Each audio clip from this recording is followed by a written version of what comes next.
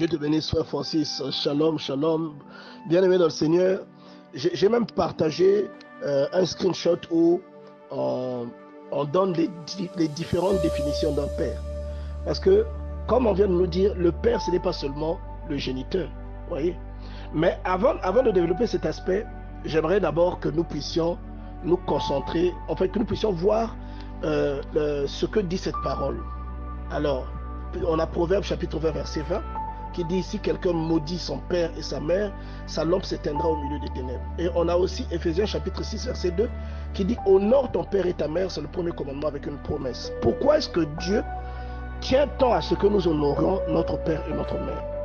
Simplement parce que notre père et notre mère, par un processus divin, mais un processus humain, j'allais dire, mais qui est le reflet d'un processus divin, nous a introduits dans ce monde. Vous voyez, notre père et notre mère, je dis nous a, pas nous en, parce que je parle d'eux au singulier. Ils sont deux, mais je parle d'eux au singulier. Pourquoi? Parce que notre père et notre mère, en réalité, sont une seule personne. Physiquement, nous avons deux entités, mais spirituellement, il y a une seule entité. Et la Bible dit que l'homme quittera son père et sa mère et s'attachera à sa femme, et tous deux deviendront une seule chair. Vous voyez, c'est ce mystère-là déjà qu'il faut comprendre. C'est un peu comme si on prenait Dieu, on le coupait en deux, parce que la Bible dit que nous sommes sortis de Dieu. Et c'est comme si donc il y a le masculin et le féminin en Dieu, puisque nous sommes ses enfants. Tu vois, une personne, si on considère par exemple un être humain, un homme seul, et donc il a besoin de cellules mâles et de cellules femelles pour pouvoir concevoir un enfant.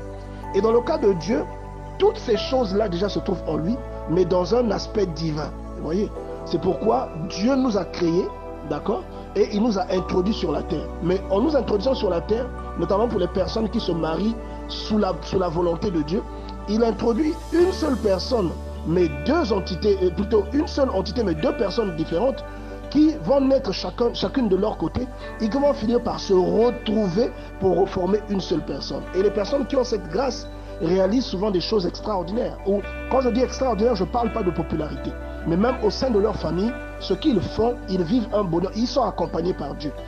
Et malheureusement, il y a beaucoup de personnes aussi qui, des fois, se trompent, qui vont se marier à la mauvaise personne, qui font des erreurs, qui parfois, par cupidité, vont épouser la personne qu'il ne faut pas et qui passent complètement à côté de leur vie. Donc c'est important de préciser ça. Et donc le pouvoir divin qui fait que Dieu crée l'homme, c'est le même pouvoir qui se trouve en toi et moi et ce pouvoir-là n'est pas complet tant que l'homme et la femme ne sont pas unis. Vous voyez?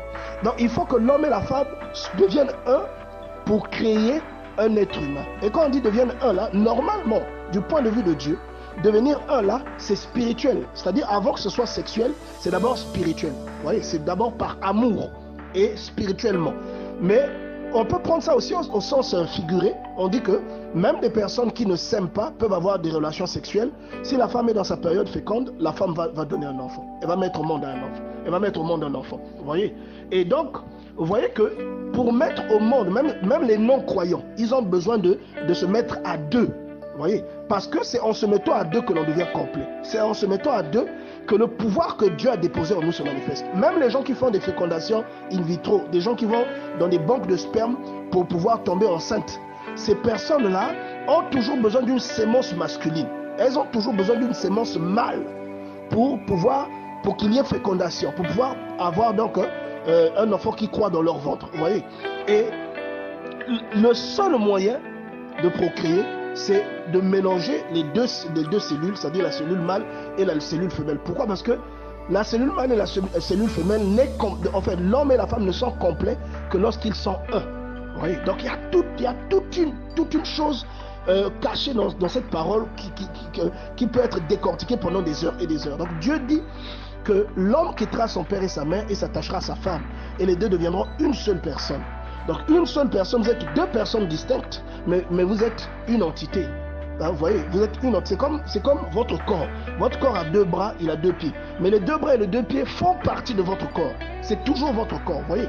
Donc, mais pourtant, un bras peut faire une chose, un autre bras peut faire une chose. C'est comme vous et votre mari.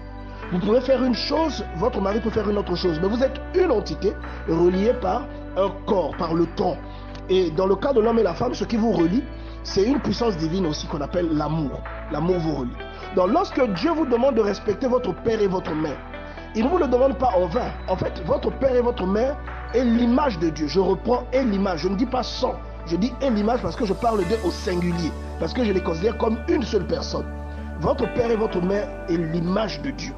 Donc Dieu, vous voyez que même lorsqu'il crée, il dit « faisons l'homme à notre image et selon notre ressemblance ». Il parle au pluriel. Vous voyez ce que je veux dire? Dieu parle au pluriel.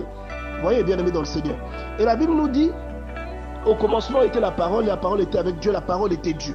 On parle d'une seule chose, mais on dit que la chose-là était avec Dieu, mais on dit que la chose-là aussi était Dieu. On parle d'une entité qui était avec Dieu. Donc c'est comme si on a maintenant deux. On dit qu'elle était Dieu, donc c'est une seule chose encore. Donc vous voyez qu'il y a là-dedans, il y a aussi quelque chose qu'il faut ressortir. Vous voyez? Donc quand Dieu vous dit de respecter votre père et votre mère, une personne qui ne respecte pas son père et sa mère, quel que soit son degré de foi, elle ne peut pas être bénie par Dieu. Vous voyez? Une personne qui ne respecte pas son père et sa mère ne peut pas prétendre respecter Dieu parce qu'elle ne voit pas Dieu. Elle peut avoir des visions, mais elle n'a pas un échange avec Dieu comme l'échange ou comme le frottement qu'elle peut avoir avec son père et sa mère. Donc si tu ne respectes pas ton père et ta mère que tu vois, qui t'ont donné la vie, que tu côtoies, tu peux prétendre respecter Dieu, mais c'est une fausseté. C'est ce que cette parole te dit. Il dit honore ton père et ta mère afin que tes jours soient multipliés sur cette terre. Donc si tu respectes ton père, en fait ton père et ta mère ont un pouvoir divin. Vous voyez, c'est un pouvoir divin. Ils ont pouvoir de vie et de mort sur toi.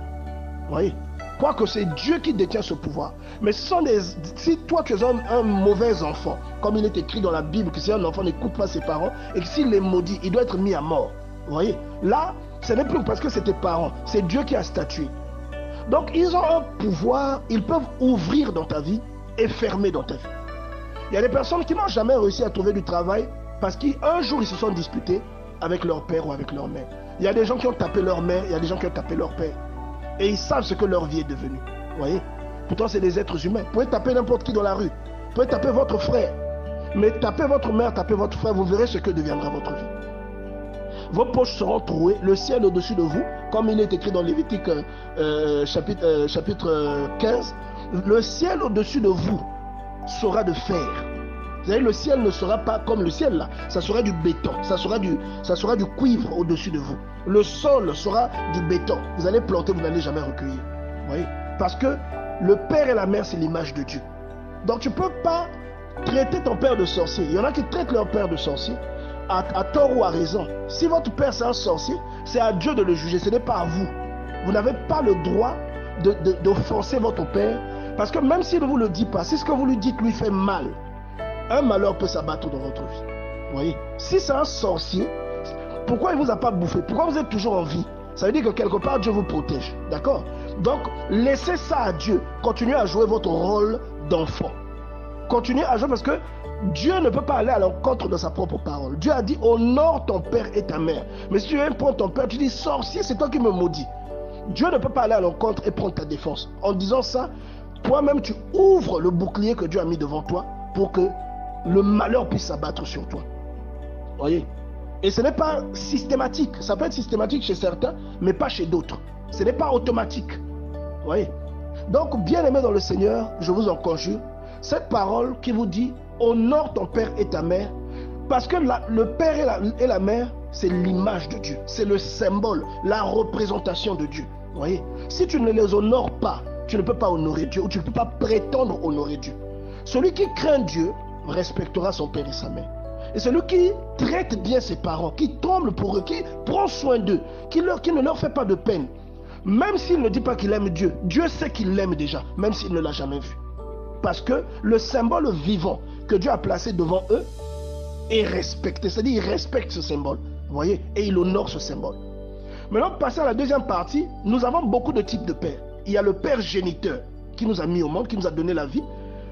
Il y a plusieurs, moi j'ai plusieurs définitions dans mon dictionnaire, mais j'ai retenu la définition numéro 4, qui dit que le père, c'est celui qui a beaucoup fait pour la prospérité, le salut, et même la prospérité, ce n'est pas seulement financière.